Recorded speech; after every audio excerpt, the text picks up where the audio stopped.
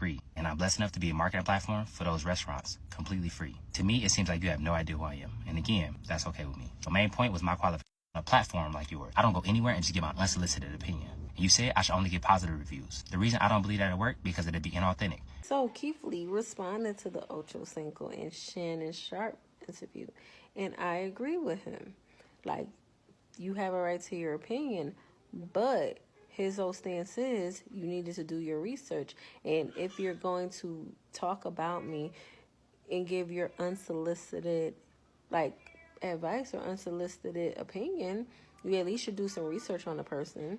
And you should also pinpoint all the good he's done, because you didn't talk about the good. You only talked about two bad critiques he gives. He always gives positive critiques, and he does good for those restaurants. And that's what I said during my response to that interview that Ocho Cinco gave with Shannon Sharpe.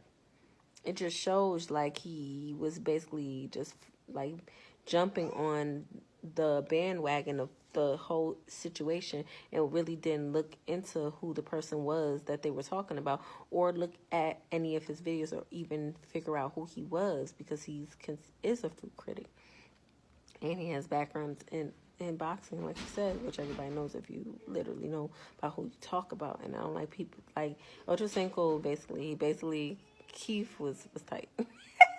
You could tell if he was not playing no games. That shit was funny. I'm sorry. He read him for filth, and he deserved it, because it was unwarranted for him to come out in that interview and talk like that. Like, he gave his opinion. He's paid, like, he gets DMs to go to those restaurants, and he's helped so many people. And those 2 times he gave those critiques was what you chose out of thousands of videos that he has done, and how many people's restaurants and how many people he helped, and you chose to do the negative instead of talking about the positive, like he said. Like, I hope you really feel small for doing that, Ocho Cinco. You really should feel thing, but he's a typical fool, so he probably doesn't give a damn, but what can you expect from a person that doesn't have common sense and doesn't make sense majority of the time, and is always griping and crying about stuff that makes no sense to be crying about? That's what he does. He complains and gripe about stuff all day. That's what Ocho Cinco does. But I'm happy that Keith Lee spoke up for himself, and he read him for everything. Read him for filth, because he deserved it. Like, he was out of pocket. Nobody asked you for your unsolicited opinion, sir. Thank you, Keith Lee, for responding. Okay.